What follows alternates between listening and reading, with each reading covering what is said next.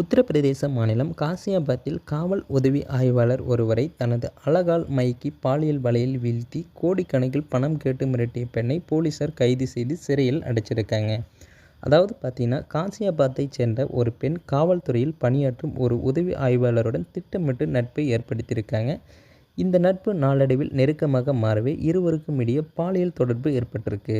இது அனைத்தும் திட்டமிட்ட ஒரு சதி என்பதை அறியாத அந்த அதிகாரி அந்த பெண்ணை முழுமையாக நம்பியிருக்காங்க.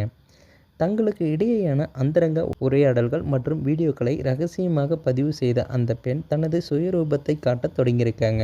அவற்றை வெளியிடுவதாக மிரட்டி அந்த அதிகாரியிடம் கோடிக்கணக்கில் ரூபாய் பணம் கேட்டிருக்காங்க. ஏற்கனவே சில முறை ஆன்லைன் மூலம் பணம் பறித்துள்ள அப்பெண் மேலும் பணம் தராவிட்டால் பொய் வழக்கில் சிக்க வைப்பேன் என்று குடும்பத்தையே அழித்துவிடும் என்று மிரட்டியிருக்காங்க. இந்த தொடர் மிரட்டல்களால் அந்த உதவி ஆய்வாளரும் அவரது குடும்பத்தினரும் கடும் மன உளைச்சலுக்கு ஆளாகியிருக்காங்க. ஒரு கட்டத்தில் பொறுமை இழந்த அந்த அதிகாரியின் மனைவி தனது கணவரை காக்க நேரடியாக களமிறங்கியிருக்காங்க.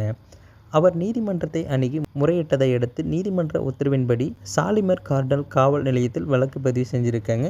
மேலும் புகாரின் பேரில் உடனடி நடவடிக்கை எடுத்த போலீசார் சம்பந்தப்பட்ட பெண்ணை கைது செஞ்சிருக்காங்க. அவர் மீது வழக்கு பதிவு செய்யப்பட்டுள்ளது. இந்த பெண்ணின் பின்னணியில் வேறு ஏதேனும் கும்பல் உள்ளதா என்பது குறித்து போலீசார் தீவிர விசாரணையும் நடத்தி வராங்க.